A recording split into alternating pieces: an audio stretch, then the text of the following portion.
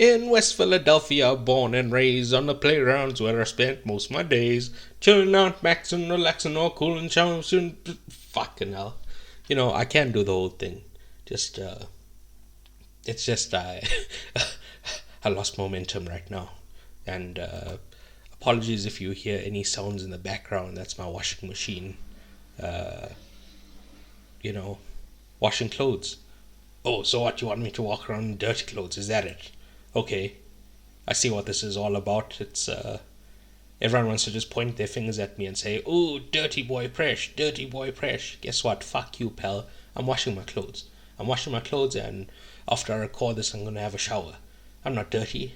In fact, I'm the opposite of dirty. You know that? I don't know the word for that, but all right. I'm just gonna start the show. So hello, hi, welcome. The show's name is Politics. Although I call it Politics, and the title of this episode is All of Us Strangers. My name is Presh, and my co-host is still away for, reasons that aren't his fault. We don't really need to get into it right now. And yeah, I think we can just get into the cleanup from last week, which is... I was speaking about the Republican primaries last week, and I said that Nikki Haley changed her name, which is not true. Her name is Namarata Nikki Randhawa. The surname obviously changed when she got married, and she goes by her middle name, right? So she didn't change it at all. Well, she didn't change her first name, that's what I should say. But the larger point I was making was that she didn't go by her regular name so that people didn't know that she was Indian. And that's still true. Going by Nikki is, definitely trying to hide her race, which, whatever, I don't care. I'm just pointing it out. Yeah. Second thing I want to say is, last week I was speculating that Cricket South Africa is affiliated with the government, which I did some light research, and that is not true. They're an independent corporation, so them stripping Tiga off the under-19 captaincy for being pro-genocide is not a free speech violation. Tiga can get fucked. Yeah. So let's get into the news for the week. I want to discuss the case at the ICJ of South Africa accusing Israel of genocide. Well, I wanted to, right? And the particulars of that ruling, but as I was reading the story, it said that the ICJ had not called for a ceasefire. And if there's no ceasefire, then this whole thing means nothing, right?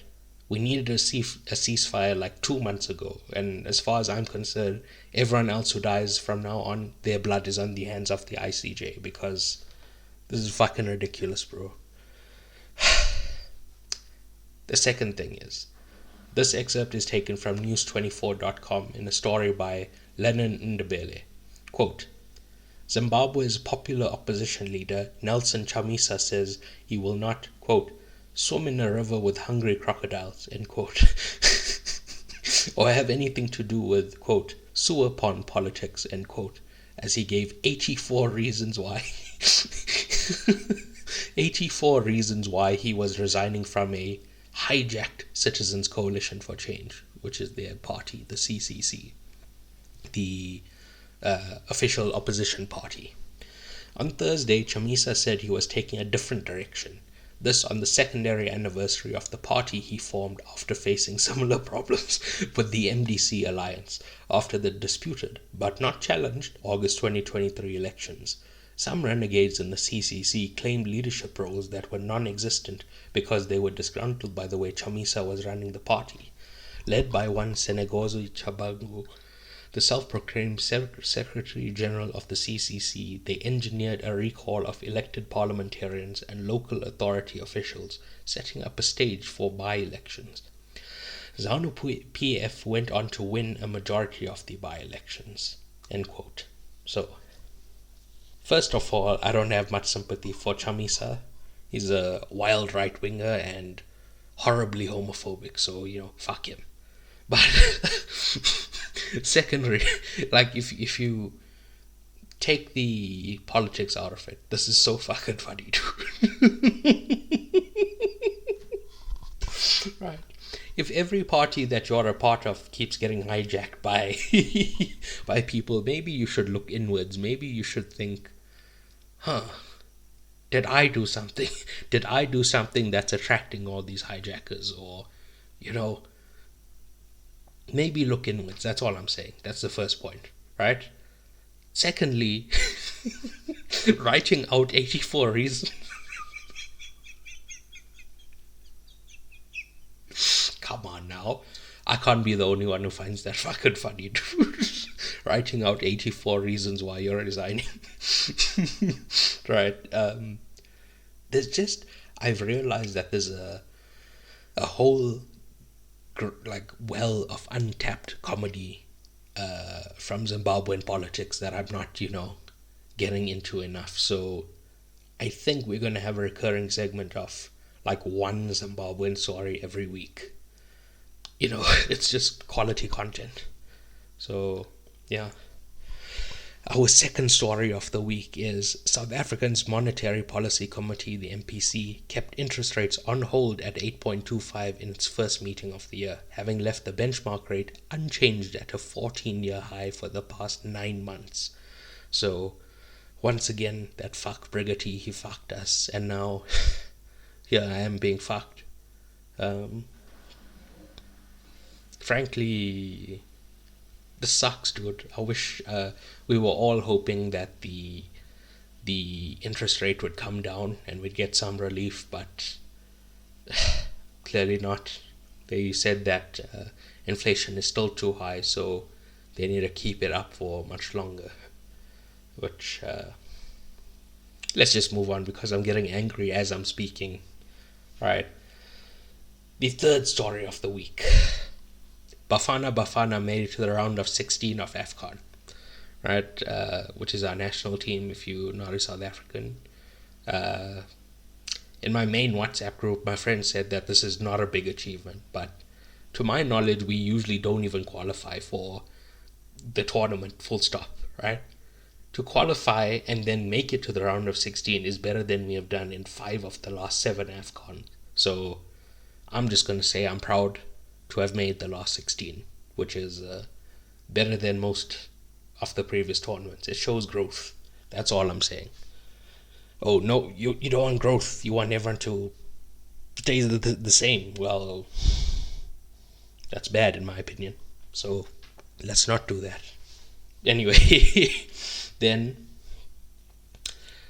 this is going way too quickly, right? We are on 8 minutes and I'm nearly done with all the news. So I need to go slowly to pad out the... Come on now, I'm just joking. We're not allowed to joke here, alright? Oh, no, I already did that. Alright, so the Oscar segment. I was hoping my co-host would be back so that we could go through it, but like I said, he's not here, so I'm just going to have to do it alone. Okay. Starting with actor in the leading role. The nominees are Bradley Cooper for Maestro, Coleman Domingo for Rustin, Paul Giamatti for The Holdovers, Cillian Murphy for Oppenheimer, and Jeffrey Wright for American Fiction. So, I have not seen Rustin and American Fiction, so I can't comment on those. I did, however, watch The Holdovers this week, and Giamatti is fantastic in The Holdovers. Bradley Cooper, I've spoken about him before, and I thought he was rubbish, horribly overacting, just making a fool out of himself. Not a fan of that performance, or that movie in general, except for Carey Mulligan.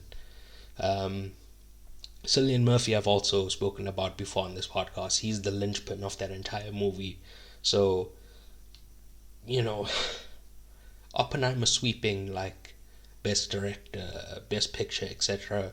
without Cillian Murphy getting something, it would be a shame because, like I said, he's the linchpin of everything. So, how do you award something without acknowledging the linchpin of it?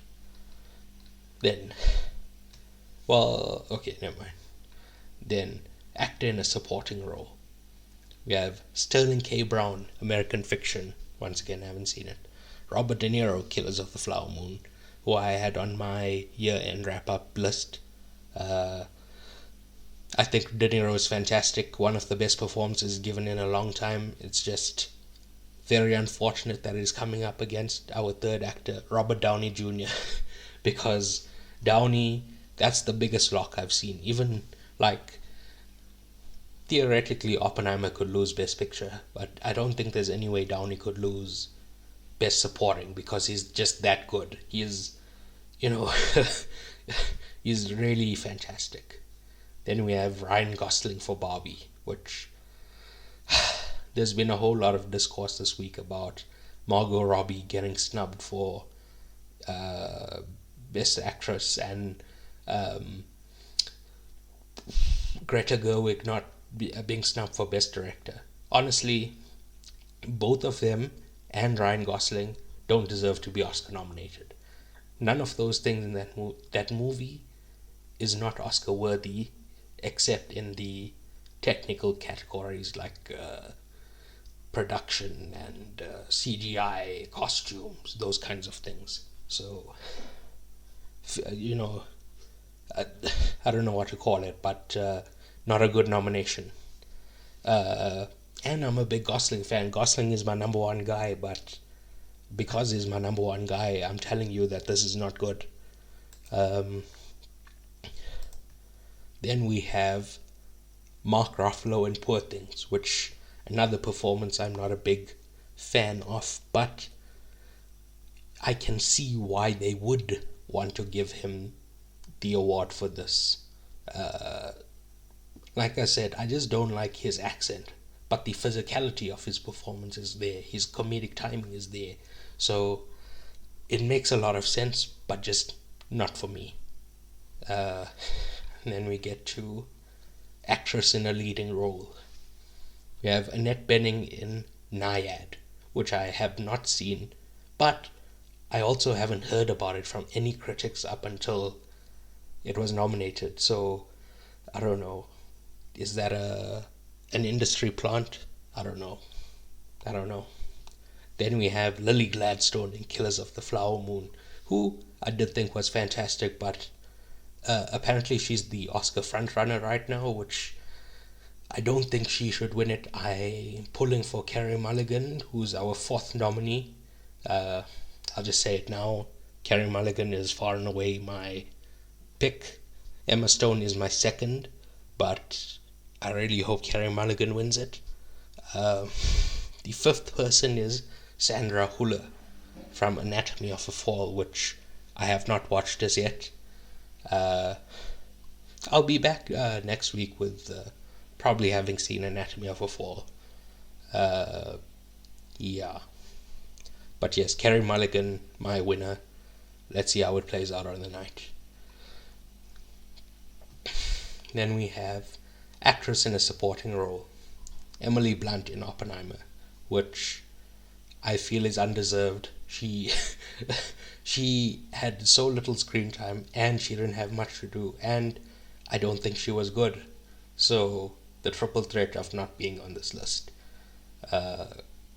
Anyway, I think they were just awarding Oppenheimer and they were like, well, we need to get a woman in here, and one of the two women, got them in. So yeah, The Color Purple I have not seen. I cannot comment on Daniel Brooks's performance, so moving on. America Ferrera and Barbie. Potentially the least award-worthy performance in every category. Even in the technical categories, the least deserving of being there. Truly just an awful performance and an awful monologue, and sorry if that monologue meant a lot to you, but I genuinely thought it was dog shit, so goodbye. Jodie Foster in Naiad, again, I can't comment, I haven't seen Naiad. Divine Joy Randolph in The Holdovers. She's good. She's better than both Emily Blunt and America Ferrera, but I don't know if I would call her Oscar worthy either. So, yeah. Best Supporting Actress is kind of a shit show in my opinion. Uh, yeah. Best animated feature film. Well, I've only seen two of them. One being, and we've covered them both on this podcast: Elemental and Spider-Man Across the Spider-Verse. Uh, I haven't. The other three I haven't seen, but hopefully the other three win because both of these are not Oscar-worthy animated movies. Please get them the fuck out of here. Based on reputation, I would assume The Boy and the Heron by Miyazaki would win, but I have no insider scoop on that. So let's move on. Cinematography, easy win for Hoyt van Hoytema. The like sprawling vistas in Oppenheimer, which is gorgeous. Freaking gorgeous. The rest, we have Edward Lackman for El Conde, Rodrigo Prieto for Killers of the Flower Moon, Matthew Libatique for Maestro, and Robbie Ryan for Poor Things. Sorry, gang. Better luck next time. Then we have costume design. I'm just gonna kind of do the same thing as the last one. Ellen Moronic, you taking it home for Oppenheimer once again. Those coats, the whole costume design was gorgeous.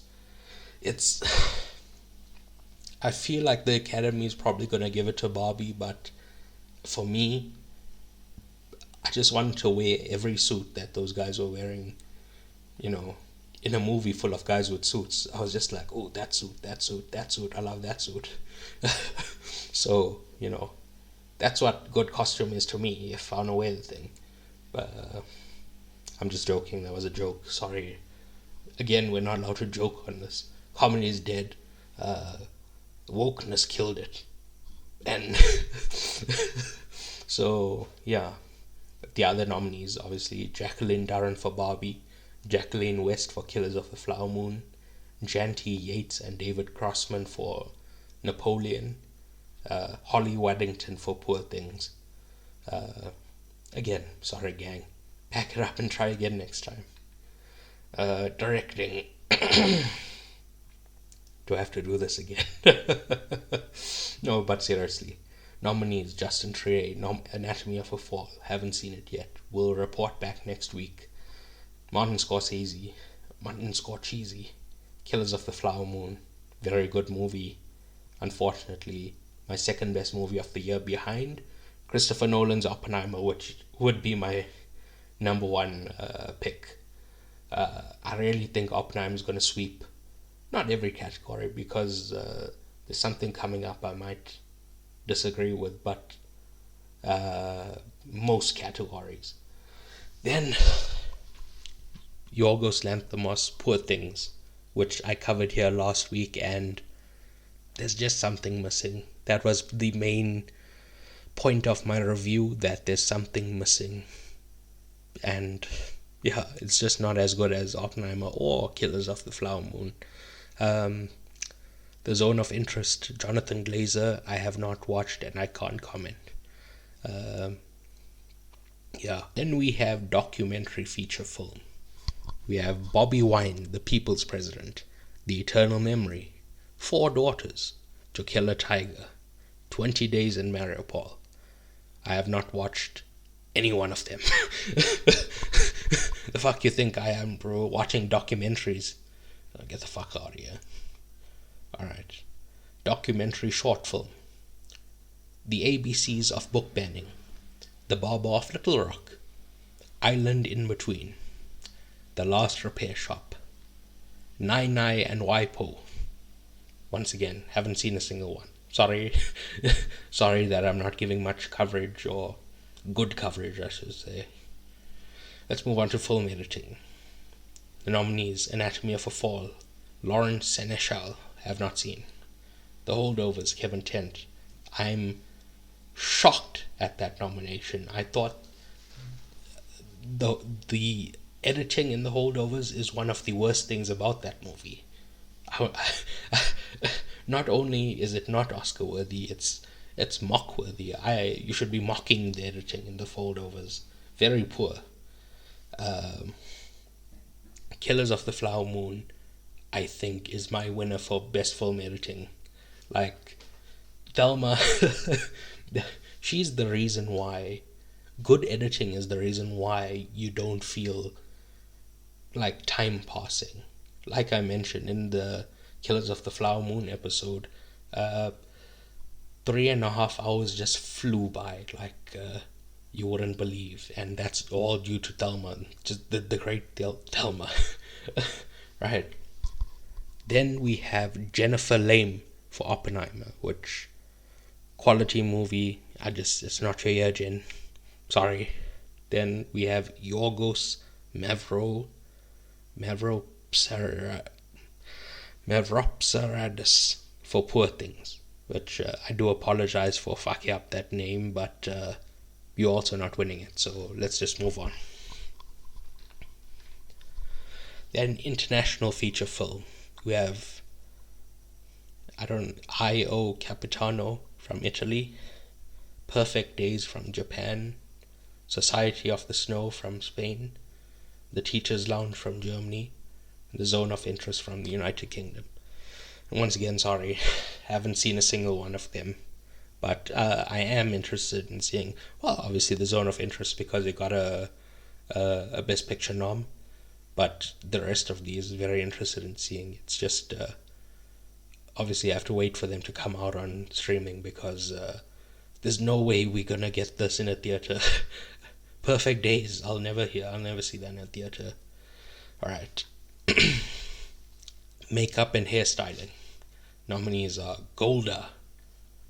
I can't remember. Is Golda about like the lady who was in the IDF? Anyway, Karen Hartley Thomas, Susie Bartlesby, and Ashra Kelly Blue.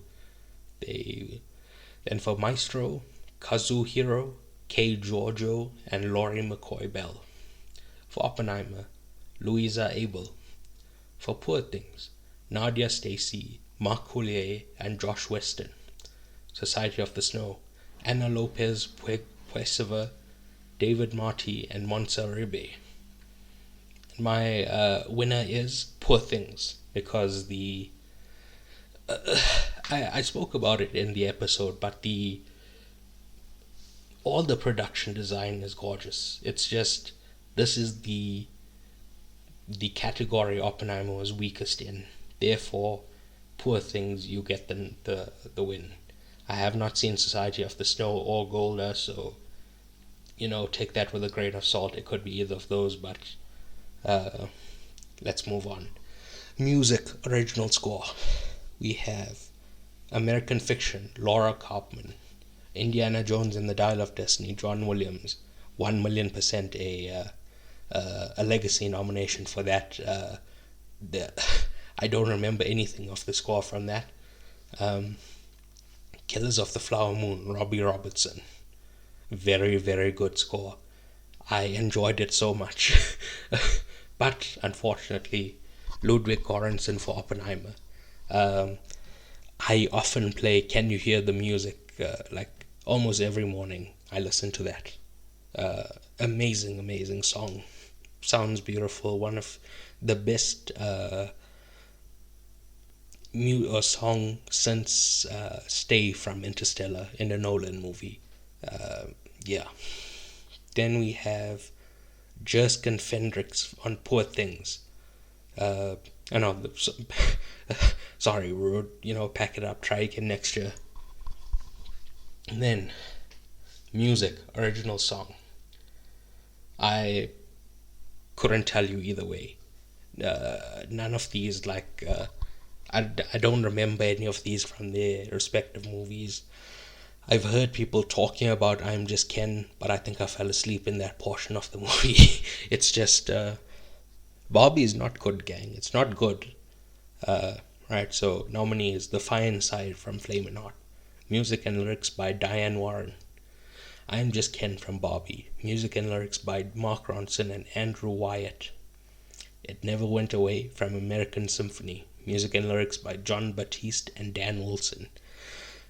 Wazazi, A Song for My People from Killers of the Flower Moon. Music and lyric by Scott George.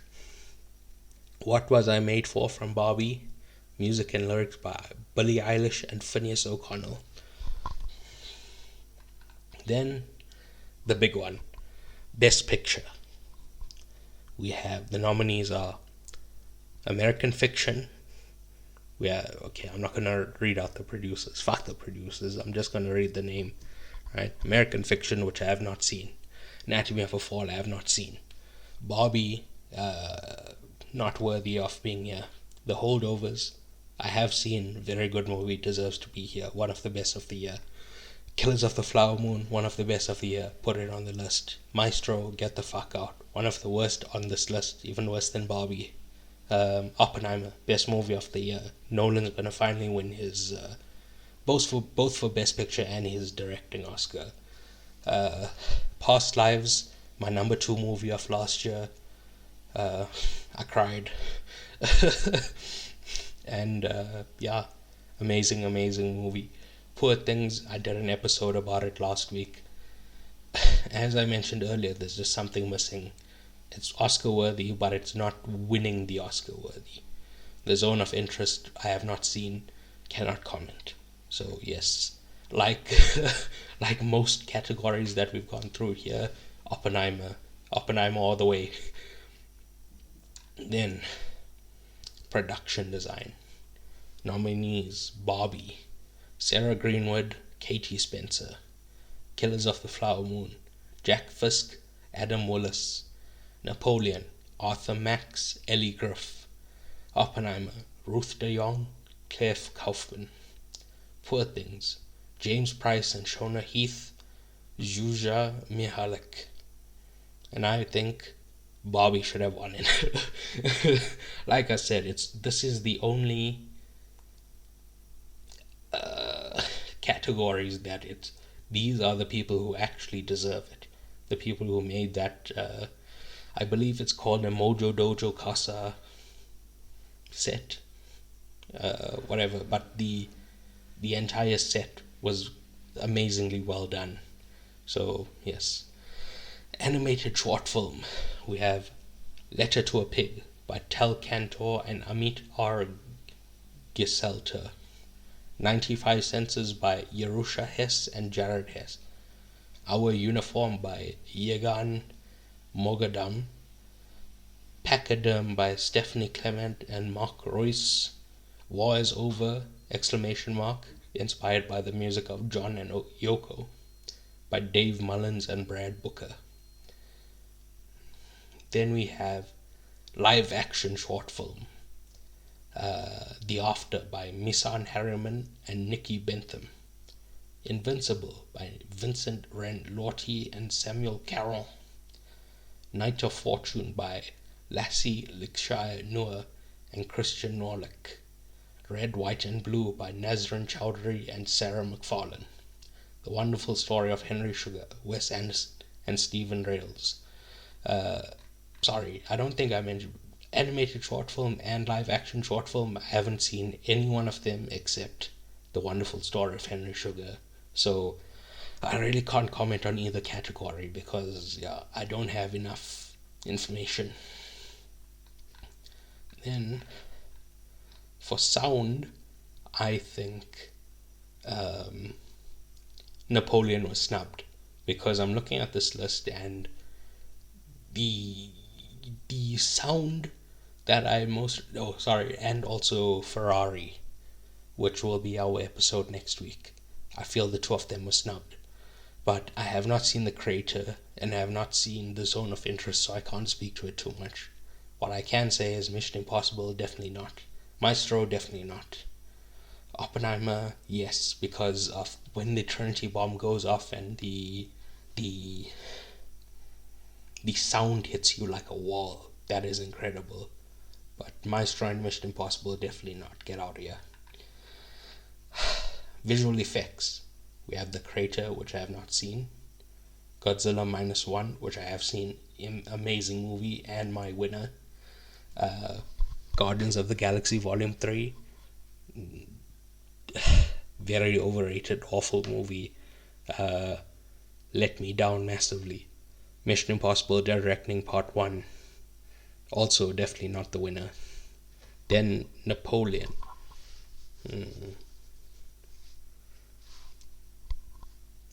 They shot the fucking horse with the...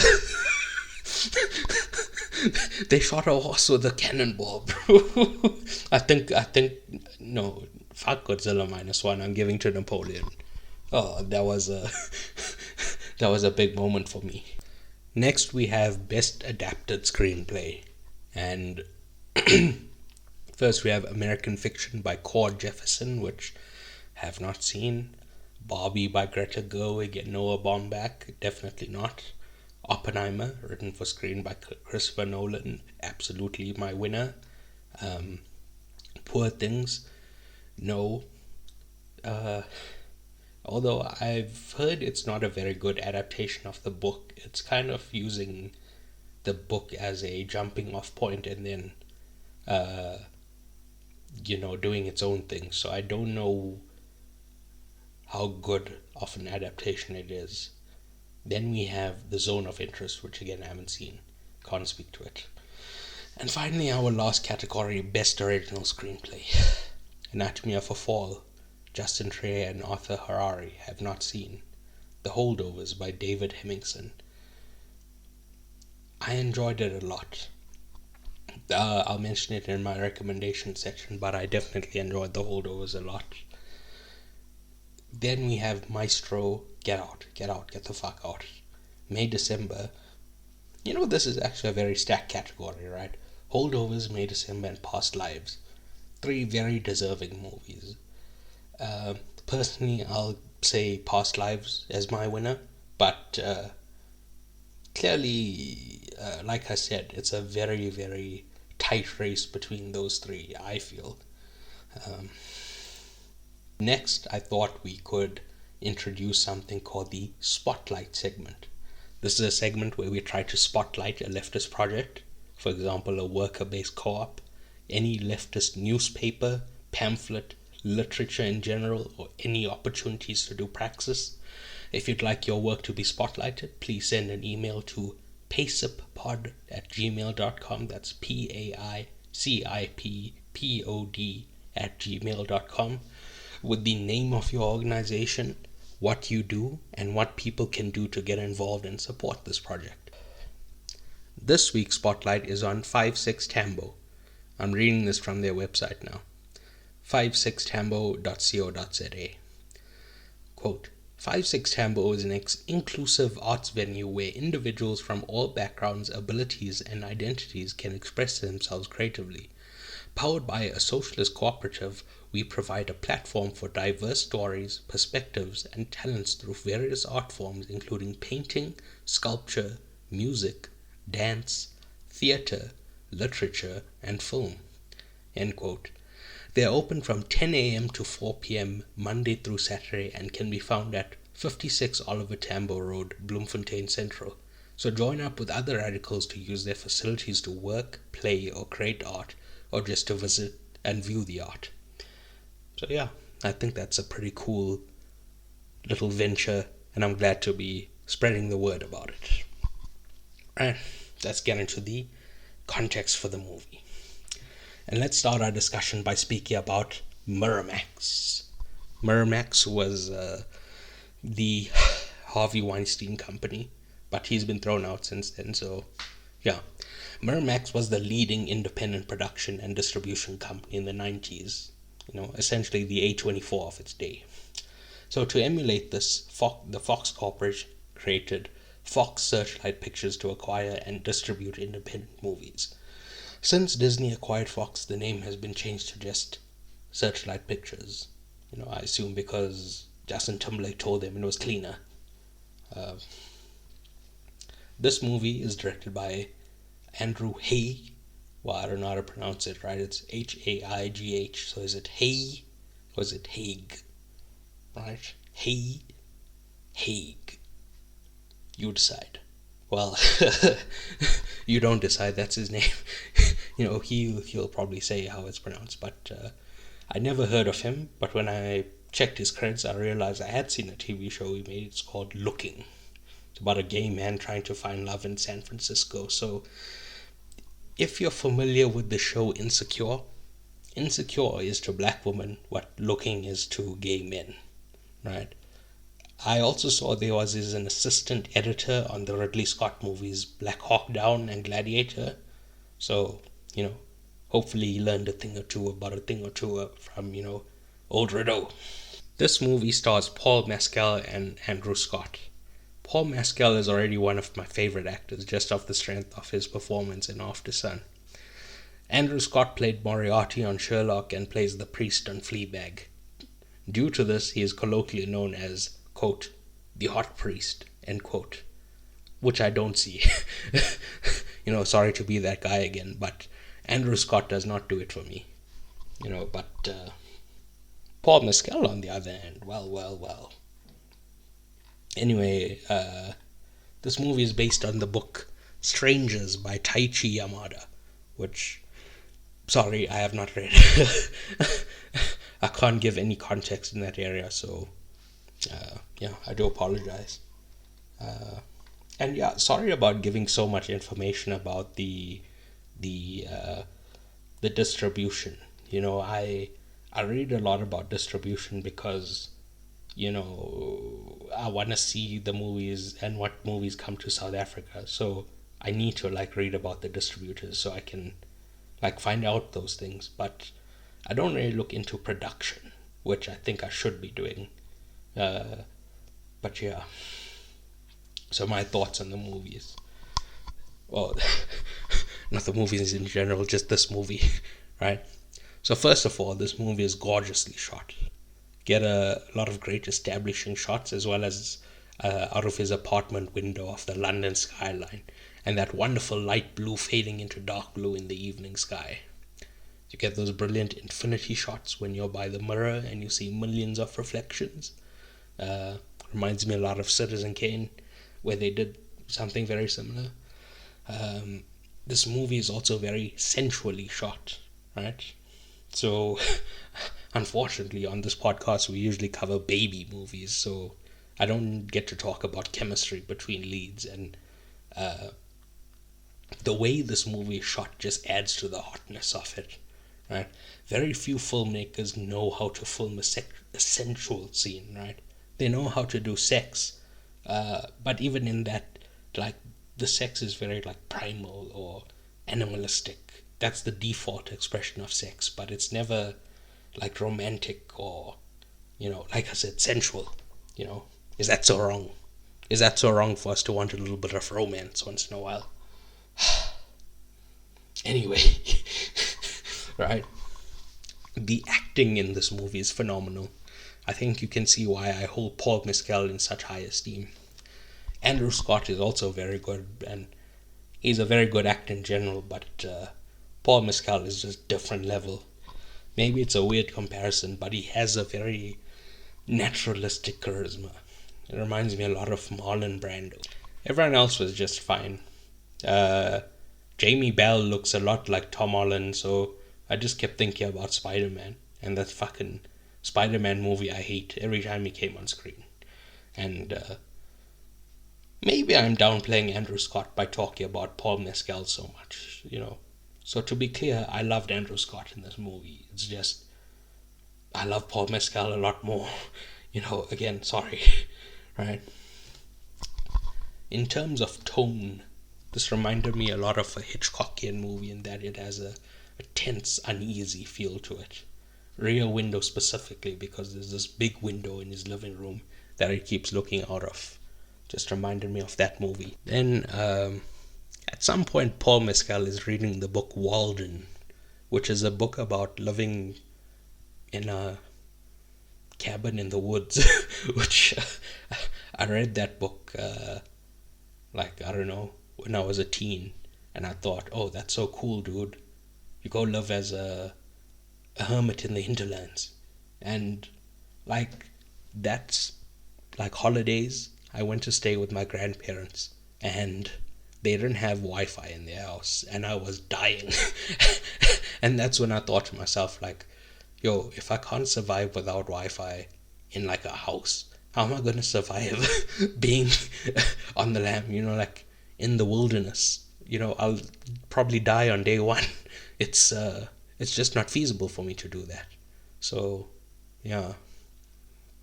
Anyway, the main point is that book Walden is about the isolation of living in nature alone.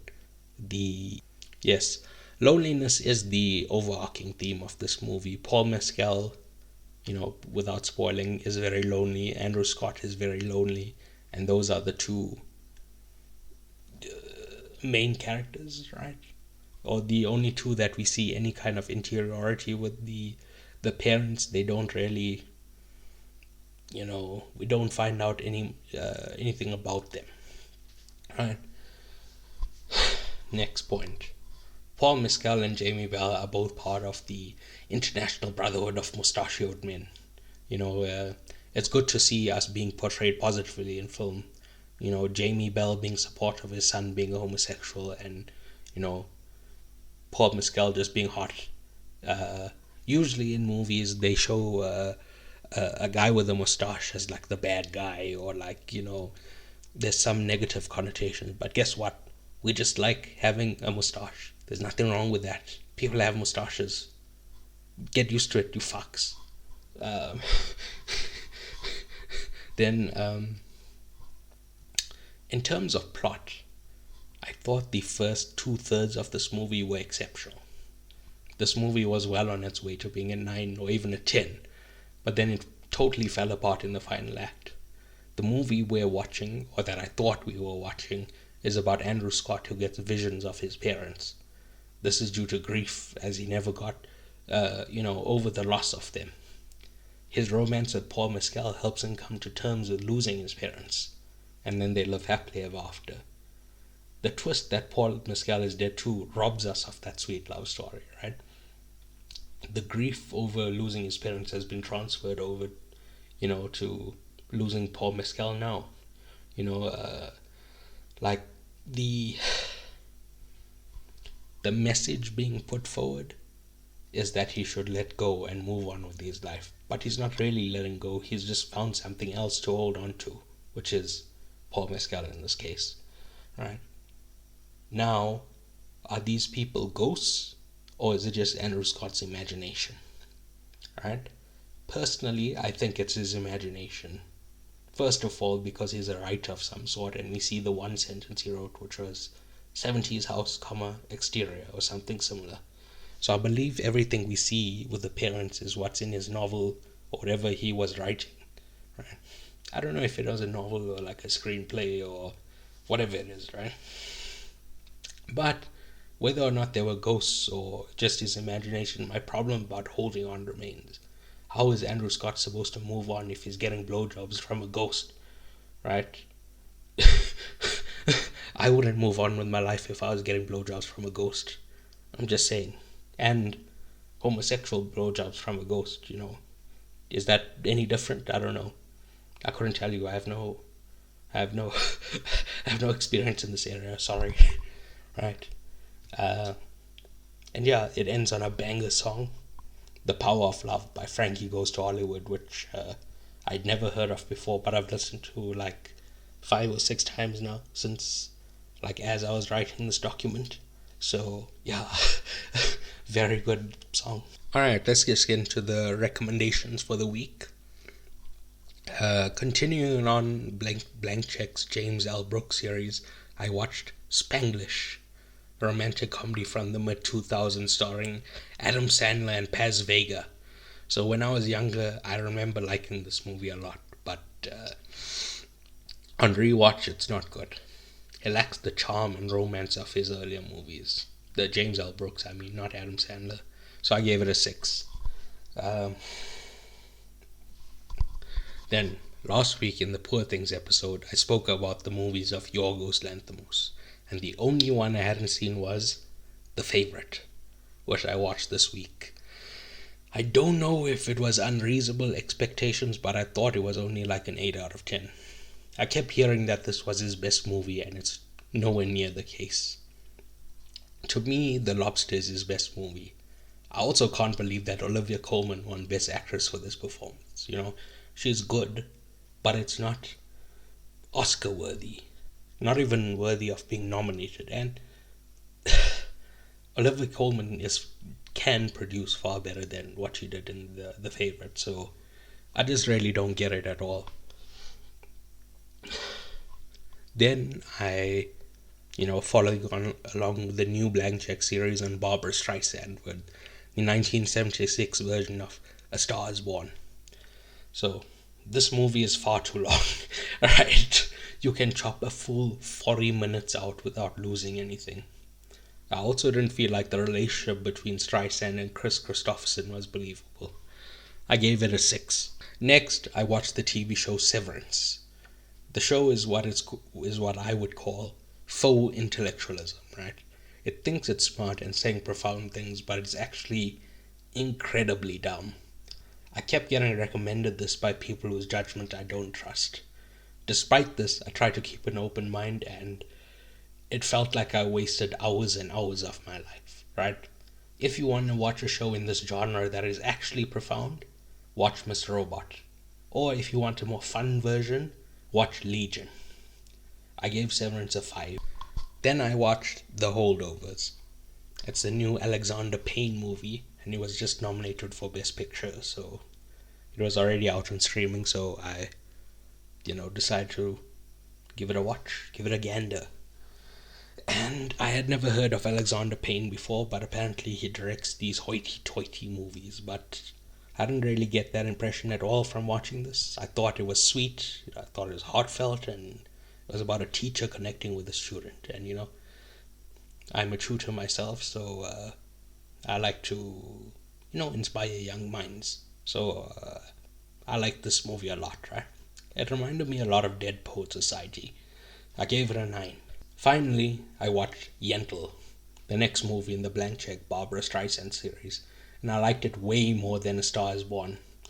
It's about a woman who wants to become a rabbi, but due to Jewish custom, she can't. And she dresses up as a male rabbi and gets high in the temple.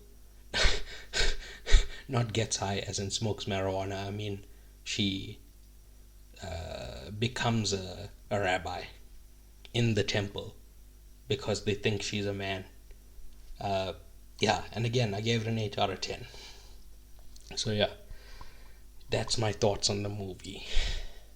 So, thank you for listening. Please remember to rate, review, subscribe, give a like, etc. Importantly, it needs to be a 5-star review. Please subscribe on Patreon to listen to our movie commentaries. You can find all our links at PAICIP.com. Please that's PAICIP.com. Please tell a friend, tell that friend to tell a friend, tell a family member. Yeah, thank you for listening. Bye. Au revoir.